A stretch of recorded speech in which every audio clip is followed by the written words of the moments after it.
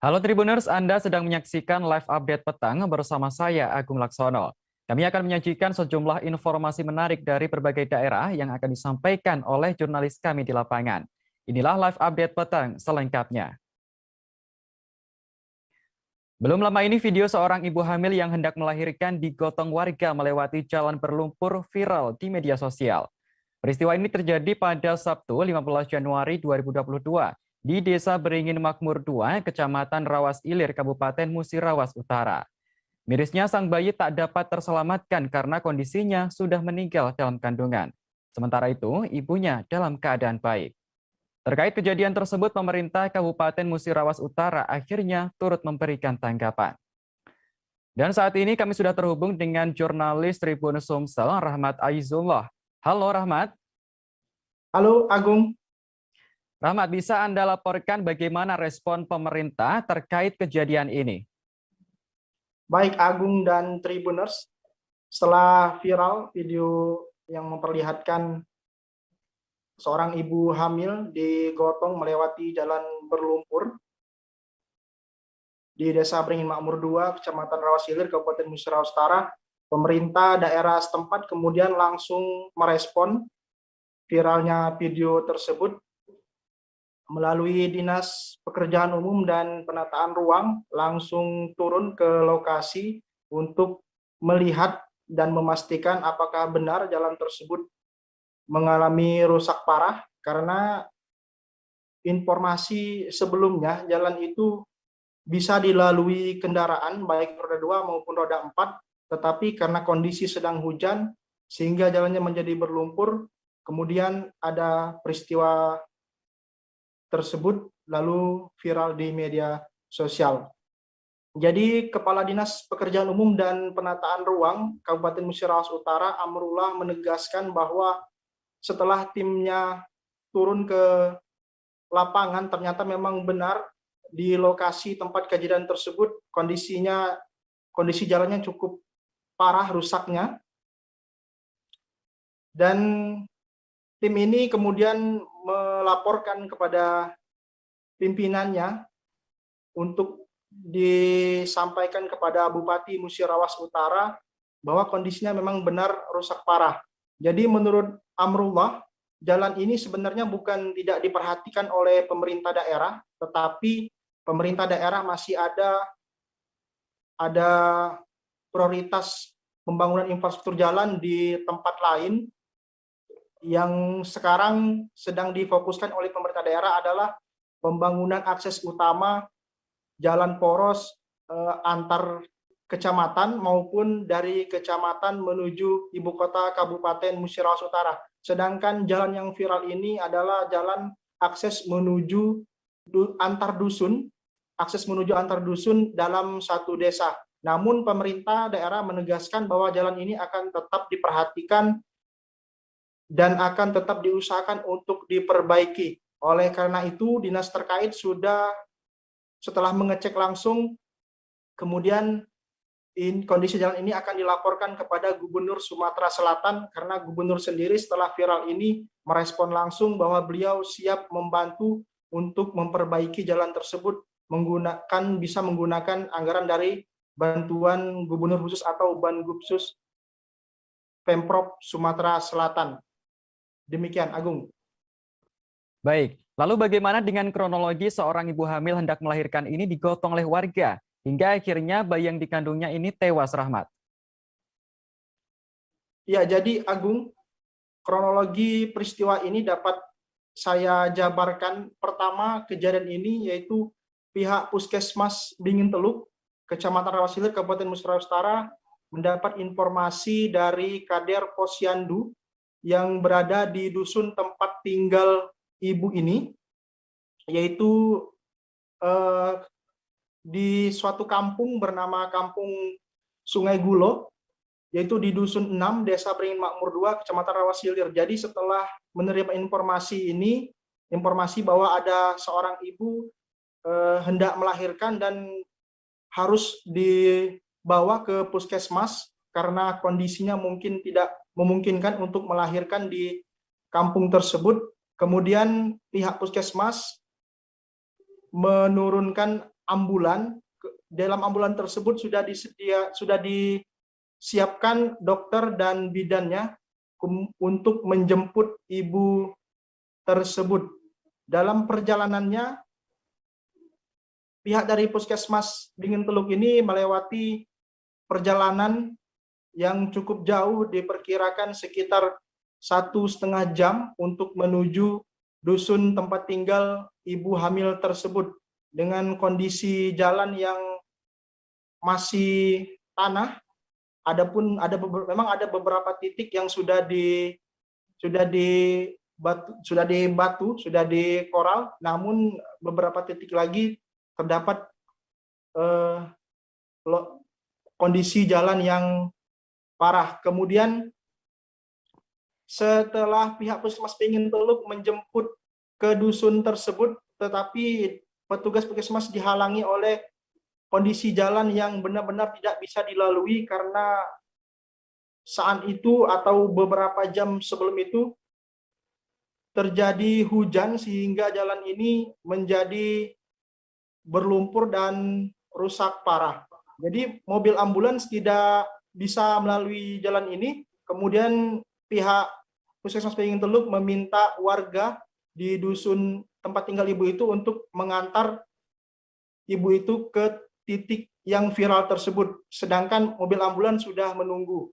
Nah, ketika mobil warga yang mengantar ibu hamil tersebut sampai di titik yang viral ini, lalu kemudian untuk dipindahkan, jadi ibu ini digotong menggunakan brankar dari ambulan Puskesmas Bingin Teluk untuk kemudian dipindahkan ke ambulans. Jadi posisi yang viral ini yaitu digotong menggunakan brankar untuk memindahkan dari mobil warga ke mobil ambulans karena jalan di titik yang satu ini benar-benar tidak bisa dilalui. Kemudian ibu hamil tersebut dibawa ke Puskesmas Bingin Teluk dengan menempuh perjalanan selama 1,5 jam maksud saya. Kemudian saat diperiksa di Puskesmas Bingin Teluk, ternyata ibu ini tidak bisa lahir normal atau ada kelainan karena bayinya dengan posisi melintang atau tidak normal sehingga harus dirujuk ke rumah sakit. Kemudian ibu ini dirujuk ke rumah sakit di Kota Lubuk Linggau, yaitu Rumah Sakit Ibu dan Anak Dwi Sari, Kota Lubuk Linggau. Saat tiba di Rumah Sakit Dwi Sari, Kota Lubuk Linggau, ternyata bayi dalam kandungan ibu tersebut tidak bisa diselamatkan dan dinyatakan meninggal di dalam kandungan. Begitu, Agung. Baik, kerusakan jalan yang terjadi di sana ini kan pasti juga sangat berhubungan dengan fasilitas kesehatan atau akses masyarakat ke puskesmas tempat. Lalu apa imbauan dari Dinas Kesehatan terkait kejadian ini, Rahmat? Ya, Agung, jadi imbauan dari Dinas Kesehatan Kabupaten Musirawas Utara menyampaikan kepada terutama ibu-ibu hamil yang tempat tinggalnya jauh dari pusat ibu kota, kecamatan, atau di daerah-daerah pelosok untuk mempersiapkan proses persalinan kehamilan anaknya dengan memperhatikan jarak tempuh dari tempat tinggal ke puskesmas atau ke rumah sakit. Apabila lokasinya memang benar-benar jauh, disarankan, diimbau untuk dari jauh-jauh hari sebaiknya menunggu hari-hari kelahiran baik di puskesmas ataupun di rumah sakit. Begitu, Agung. Baik, terima kasih atas laporan Anda, Rahmat Aizullah dari Tribun Sumsel. Selamat bertugas kembali, Rahmat. Dari Lampung, kita beralih ke Jawa Barat, Tribuners. 3 desa di Kecamatan Walet, Kabupaten Cirebon terendam banjir pada Jumat 21 Januari 2022 malam. Banjir ini terjadi setelah hujan deras yang cukup deras mengguyur wilayah Kabupaten Cirebon. Akibat banjir ini, sejumlah warga harus dievakuasi karena ketinggian air mencapai 150 cm. Informasi selengkapnya akan disampaikan oleh jurnalis Tribun Cirebon, Ahmad Imam Baihaqi. Halo Imam. Ya, halo Agung. Imam, bisa Anda laporkan bagaimana situasi terkini banjir di Kecamatan Walet, Kabupaten Cirebon ini? Ya, sampai Sabtu sore banjir masih mengenangi beberapa desa di Kecamatan Walet, Kabupaten Cirebon.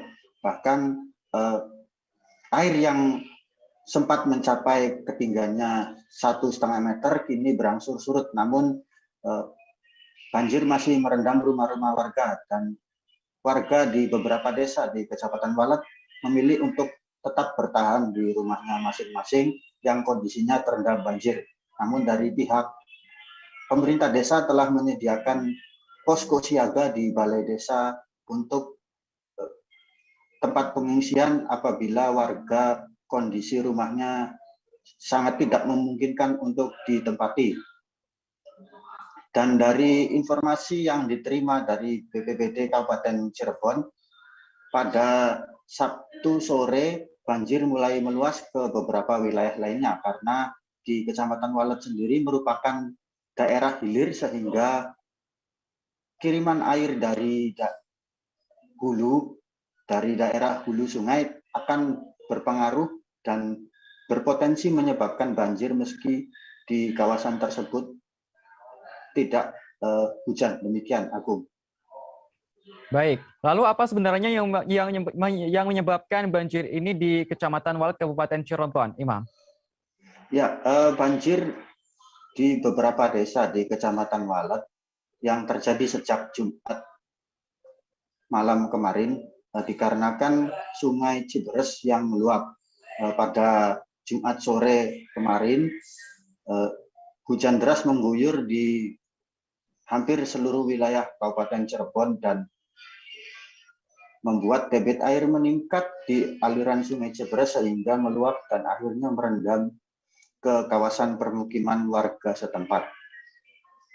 Dari BPBD Kabupaten Cirebon juga langsung mengerahkan personil dan beberapa alat penyelamatan seperti perahu karet untuk mengevakuasi kalangan lansia dan anak-anak, bahkan termasuk orang dewasa yang rumahnya terendam banjir dan ketinggiannya mencapai 1,5 meter. Demikian, Agung. Baik, dari informasi yang Anda peroleh, berapa jumlah warga yang terdampak dan ada berapa rumah yang terendam banjir di Kecamatan Walet sana, Imam? Ya, dari data yang dirilis BPBD Kabupaten Cirebon, jumlah warga yang terdampak banjir di 3 desa di Kecamatan Walet mencapai 3.783 jiwa. Mereka merupakan warga desa dari Desa Ciuyah, Desa Mekarsari, dan Desa Gunung Sari, Kecamatan Walet, Kabupaten Cirebon. Dan sementara jumlah rumah yang terendam di Kecamatan Walet mencapai ratusan dan tersebar di 3 desa tersebut.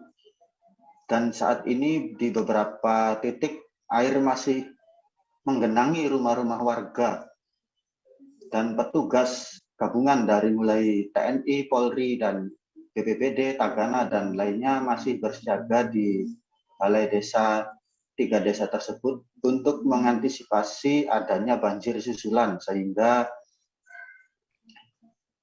mereka siap manakala kondisi semakin terjadi banjir susulan. Bahkan beberapa perahu karet juga telah disiagakan di sejumlah titik, sehingga saat adanya banjir susulan, petugas bisa langsung bergerak cepat untuk mengevakuasi warga ke tempat yang lebih aman. Demikian, Agung. Baik, terima kasih atas laporan Anda, Ahmad Imam Baihaqi dari Tribun Cirebon. Selamat bertugas kembali, Imam. Dan terkait hal ini, jurnalis kami juga telah melakukan wawancara dengan Kepala Pelaksana BPBD Kabupaten Cirebon. Berikut liputannya untuk Anda. Banjir di Kecamatan Walet, Desa Mekarsari, Gunung Sari, dan Ciuyah. Pada kesempatan ini perlu kami sampaikan, penyebab banjir adalah intensitas hujan yang tinggi dan akhirnya menjadi luapan Sungai Ciberes. Kemudian terdampak di Desa Mekarsari sebanyak 469 rumah, di Desa Gunung Sari sebanyak 350 rumah, dan di Desa Ciuyah sebanyak 259 rumah. Penanganan yang kami lakukan, yang pertama menangani kedaruratan, mengevakuasi beberapa orang tua, kemudian bayi, balita, dan orang dewasa. Kakak yang dalam pengungsian saat ini kurang lebih sebanyak 62 jiwa. Insiden tabrakan beruntun terjadi di Jalan Trans Sulawesi, Kabupaten Majene, Sulawesi Barat pada Sabtu 22 Januari 2022. Tabrakan ini melibatkan 5 kendaraan, yakni 1 unit bus, 1 mobil truk, 2 mobil pickup, dan 1 minibus Avanza. Setelah kejadian, Polres Majene langsung datang ke lokasi dan melakukan penyelidikan. Dan untuk mengetahui informasi selengkapnya, saat ini kami sudah terhubung dengan jurnalis Tribun Sulbar. Halo Mas Din. Mas Din, halo. Halo Baik, Agung. Mas Din. Baik. Mas Din, bisa Anda laporkan bagaimana situasi kecelakaan beruntun yang melibatkan setidaknya 5 kendaraan di Kabupaten Majene ini, Mas Din? Baik Agung dan Tribuners, dapat saya informasikan telah terjadi kecelakaan lalu lintas di Jalan Trans Sulawesi yang lebih tepatnya berada di Jalan Poros Majene Mamuju di maksud saya di Kelurahan Rangas, Kecamatan Banggai, Kabupaten Majene, Sulawesi Barat. Dalam kecelakaan ini setidaknya melibatkan 5 mobil, yakni 1 unit bus, 2 unit mobil pick up, serta 1 unit truk dan juga 1 minibus. Dan kejadian ini terjadi sekitar pukul 4 pagi dan setelah terjadinya kecelakaan tersebut, kemudian Laka Lantas Polres Majene kemudian datang ke lokasi untuk mengevakuasi kendaraan yang terlibat kecelakaan. Adapun kendaraan sekarang sudah berada di Polres Majene dan kelima kendaraan tersebut mengalami kerusakan baik rusak ringan hingga rusak parah. Seperti itu, Agung. Baik. Lalu bisa Anda ceritakan bagaimana kronologi kejadian sehingga tabrakan beruntun ini bisa terjadi, Mas Din? Baik Agung dan Tribuners, jadi berdasarkan keterangan dari sopir dan juga dari Kadit Laka Lantas Polres Majene, yakni dari Aibda Arwin Tampo, bahwa kejadian yang terjadi sekitar pukul 4 pagi itu di mana kondisi jalan memang tengah macet karena ada mobil yang sementara mogok di tengah jalan sehingga pengendara lain tidak bisa lewat. Sehingga terjadi antrian beberapa mobil yang mengantri. Namun dari arah Makassar ke Mamuju melintas mobil bus dan kemudian menabrak deretan mobil yang tengah menunggu untuk melintas melewati jalan tersebut. Akibat dari tabrakan ini setidaknya 4 mobil, yakni mobil truk dan 1 mobil truk, 2 mobil pick up dan 1 mobil Avanza ringsek di bagian depan dan belakang, dan yang paling parah adalah mobil minibus seperti yang dilihat di video, yakni ringsek di bagian depan dan belakang. Seperti itu, Agung. Baik, dari visual yang ditampilkan di layar kaca tadi, tampak kendaraan juga mengalami kerusakan. Lalu bagaimana dengan kondisi sopir dan juga para penumpang? Apakah ada korban jiwa, Mas Din? Baik Agung dan Tribuners, dari informasi yang kami peroleh, tidak ada korban jiwa dari kecelakaan yang terjadi, namun beberapa penumpang mengalami shock, dan khusus untuk penumpang minibus sendiri, 1 orang mengalami luka yang cukup parah sehingga dilarikan ke rumah sakit. Adapun juga untuk supir saat siang tadi sudah dibawa ke Polres Majene untuk dimintai keterangan lebih lanjut terkait kecelakaan yang terjadi. Seperti itu, Agung. Baik, dari informasi yang Anda peroleh, apa dugaan penyebab sehingga mobil bus ini menabrak mobil yang tengah berhenti, Mas Din? Ya, dari informasi juga yang kami peroleh dari Kanit Laka Lantas Polres Majene mengatakan sejauh ini belum jelas juga, mengingat supir belum bisa dimintai keterangan karena masih shock. Namun diperkirakan kemungkinan adalah mengantuk karena kecelakaan terjadi pada pukul 4 pagi sehingga supir bus ini tidak melihat kendaraan yang ada di depan. Seperti itu, Agung. Baik, terima kasih atas laporan Anda, Mas Din dari Tribun Sulbar. Selamat bertugas kembali, Mas Din. Dan terkait hal ini, jurnalis kami juga telah melakukan wawancara dengan Kanit Lantas Polres Majene. Berikut liputannya untuk Anda. Jadi ada antrian, jadi kurang lebih berselang 1 jam itu menurut keterangan beberapa sopir tadi. Seperti itu, jadi mobil antrian, sekitar jam 4 itu datang mobil Pipos, kita tidak tahu apa penyebabnya, apakah faktor ngantuk atau bagaimana, kita belum tahu karena belum bisa juga dikonfirmasi. Nah, terjadilah tabrakan waktu itu, jadi mobil yang paling belakang yang ditabrak itu, yaitu mobil Suzuki Carry, pickup Carry. Jadi kalau untuk penyebabnya faktor apa, faktor X apa yang menyebabkan, kita belum gali informasi dari sopir Lita Pak, saya kira begitu. Karena kalau untuk arah Pak, searah dari arah Makassar ke Mamuju. Untuk korban jiwa Pak? Nah, jadi kalau untuk korban jiwa ada luka 1 orang tapi masih dirawat di rumah sakit. Kalau dibilang untuk korban meninggal dunia tidak ada. Itu yang dirawat Pak, pengemudi mobil yang mana? Nah, jadi yang dirawat itu penumpang. Jadi penumpang mobil Avanza. Jadi dia berangkat dari Makassar juga Pak. Jadi sempat mungkin karena kaget atau apa terjadi benturan. Nah, tadi dikonfirmasi di rumah sakit dadanya yang sakit begitu. Saya kira untuk keterangan awal seperti itu Pak. Untuk penyebab terjadinya kita belum bisa gali karena belum jadi keterangan. Baik Tribuners, kami masih akan segera kembali dengan berita menarik lainnya setelah jeda iklan berikut ini. Oke, apa kabar Bang Aris di sini untuk strateginya? Kalau saya sendiri di game week 37 ini yang semalam baru mulai, apa yang saya dirasakan udah Kak Fernita? Sebenarnya aku nggak ngerasain penangkapan atau penggerbegan atau apapun itu. Karena gini loh, posisinya aku Kriteria. Jadi kita mengenal disebut dengan stroke yang tidak berdarah dengan stroke yang berdarah. Stroke yang tidak berdarah itu biasanya ditandai dengan adanya penyumbatan. Kalau itu penyumbatan di sini mungkin pikirnya tidak ke situ kali ya, tapi kalau di Korea atau di Kamboja itu ada beberapa paper yang saya itu Mas, ya, dulunya tukang koran.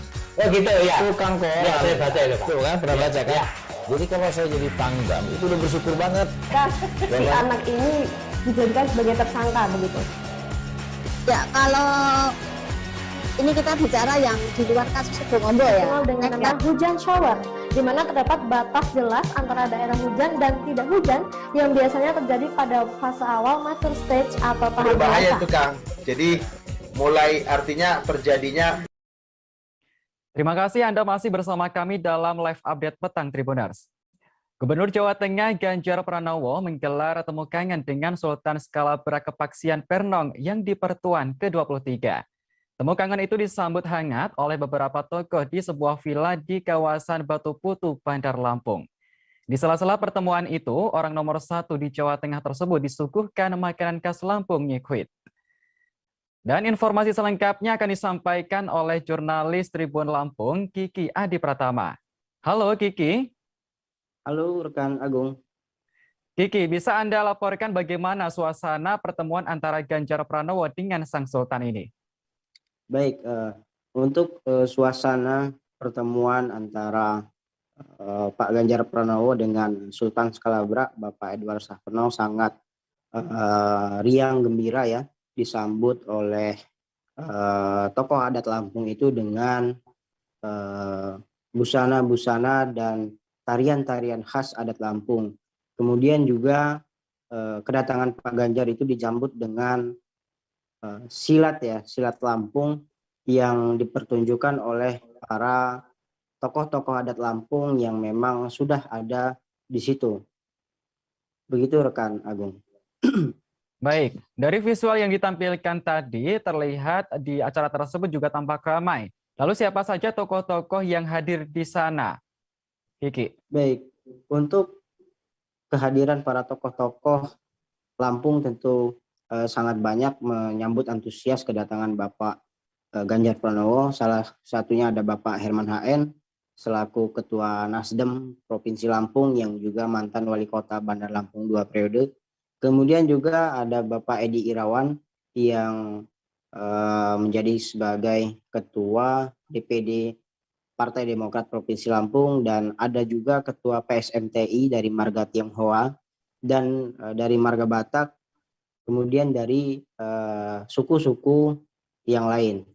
Para tokoh-tokoh itu hadir sengaja diundang untuk bersilaturahmi bersama dalam acara temu kangen atas nama keluarga besar alumni Universitas Gadjah Mada, karena memang Bapak Edward Sahverno merupakan alumni Universitas Gadjah Mada. Begitu rekan Agung. Baik, lalu bagaimana dengan ungkapan Ganjar setelah disuguhkan makanan khas Lampung ini, Kiki? Ya, terkait dengan makanan itu memang Pak Ganjar mengaku baru pertama kali menikmati ataupun merasakan makanan nyeruit ya, atau makanan khas Lampung. Makanan nyeruit ini berbahan dasar ikan yang dengan sambal khas Lampung yang memang pedasnya cukup menggigit ya, bisa dikatakan, sehingga dia tadi mengaku bahwa makanan itu sangat top begitu katanya, dan pedasnya juga sangat top, karena menurut dia beberapa hari dia di Lampung, dia memang sengaja untuk mencari makanan-makanan yang pedas, namun baru kali ini dia merasakan makanan yang pedasnya sangat top begitu rekan Agung. Baik, terima kasih atas laporan Anda, Kiki Adi Pratama dari Tribun Lampung. Selamat bertugas kembali, Kiki. Baik, kita beralih ke informasi berikutnya, Tribuner. Seorang nenek bernama Cik Maimunah, 80 tahun, histeris saat didatangi petugas Kejati Sumsel ke kediamannya pada Kamis 20 Januari 2022. Nenek berusia 80 tahun itu dibawa oleh tim dokter bersama pihak Kejati Sumsel untuk selanjutnya dilakukan pengecekan kesehatan. Pengecekan kesehatan ini terkait dengan kasus yang menjerat Cik Maimunah yang disebut akan menjalani hukuman pidana. Setelah diperiksa, ternyata kondisi Cik Maimunah dalam kondisi yang kurang sehat, sehingga batal untuk ditahan. Dan informasi selengkapnya ini akan disampaikan oleh jurnalis ripoku.com, Nisha. Halo Nisha. Baik Agung, Palembang melaporkan Agung. Nisha, bisa Anda jelaskan kasus apa yang melibatkan nenek Cik Maimunah ini sehingga menjadi terdakwa dalam sidang? Untuk terdakwa Cik Maimunah ini didakwa dengan pasal tentang penipuan pemalsuan surat tanah di kawasan Pelaju, Kota Palembang. Seperti itu, Agung. Baik, lalu eksekusi apa yang akan dilakukan oleh pengadilan kepada nenek berusia 80 tahun ini? Nisha. Eksekusi yang akan dilakukan itu berdasarkan dengan penetapan putusan dari Mahkamah Agung yang memvonis Cik Maimunah dengan hukuman 3 bulan penjara. Namun hal tersebut batal karena kondisi yang bersangkutan tidak baik. Seperti itu, Agung. Baik, bisa Anda jabarkan apa yang menyebabkan kondisi kesehatan nenek Cik Maimunah ini menurun sehingga eksekusi ini dibatalkan, Nisha? Untuk diketahui sendiri, Cik Maimunah itu adalah seorang wanita dengan usia 80 tahun dengan kondisi kesehatan yang tidak baik. Di antaranya, Cik Maimunah menderita gula darah yang tinggi, tekanan darah yang tinggi, serta asam urat yang membuatnya tidak bisa berdiri dari tempat tidurnya. Hasil pemeriksaan kedokteran yang dibawa ke tim Kejati sendiri menyatakan hal tersebut benar, sehingga eksekusi itu batal dilakukan. Seperti itu, Agung. Baik, terima kasih atas laporan Anda, Nisha dari sripoku.com. Selamat bertugas kembali, Nisha. Dan terkait hal ini, jurnalis kami juga telah melakukan wawancara dengan kuasa hukum Cik Maimunah. Berikut liputannya untuk Anda. Jadi Cik Maimunah memang saya mendengar ada putusan dari Mahkamah Agung dihukum 3 bulan penjara. Berhubung putusan tersebut secara keseluruhan belum kami terima. Jadi dasar eksekusi jaksa penuntut umum adalah petikan putusan MA tersebut. Dan kami sudah memohonkan kepada pengadilan, tapi karena belum dikirim dari Mahkamah Agung. Nah makanya terkait hal tersebut, saya sudah memohon kepada Kejati, Kejari, Jampidum pun saya mohonkan bahwa ini ditunda dulu dong eksekusinya. Satu, karena kami belum dapat putusan full tentang keseluruhan dari apa yang membuat klien saya dihukum 3 bulan. Terus yang kedua, klien saya kan kondisi sakit. Nah, Anda juga lihat sendiri sakit. Apalagi klien saya ini berumur 80 tahun.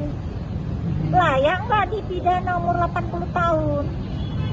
dan proses pemidanaannya perlu kita pertanyakan. Dituduh memasukkan surat tanah, sementara tanah tersebut adalah tanah dia sendiri, gitu. Jadi kalau tadi kami pun dapat kabar dari kalian bahwa terjadi eksekusi paksa sampai mendatangkan dokter, lah Anda bisa lihat sendiri kan, memang sakit kan? Benar kan dokter mengatakan bahwa klien kami sakit diabetes, ada darah tinggi, dan juga ada tiroid, dan juga tidak bisa berdiri kan? Di tempat tidur atau tidak tadi? Saudara melihat itu ada suatu rekayasa? Bu, sedikit Bu, statement dari pihak kuasa hukum dari Ibu Ratna Juwita menyebutkan kalau bahwasanya ada dugaan permainan dalam hal ini, Bu. Bagaimana, Bu? Jadi gini, saudara bilang kuasa hukum Ratna Juwita. Apakah orang yang itu bernama Rasman Nasution? Itu.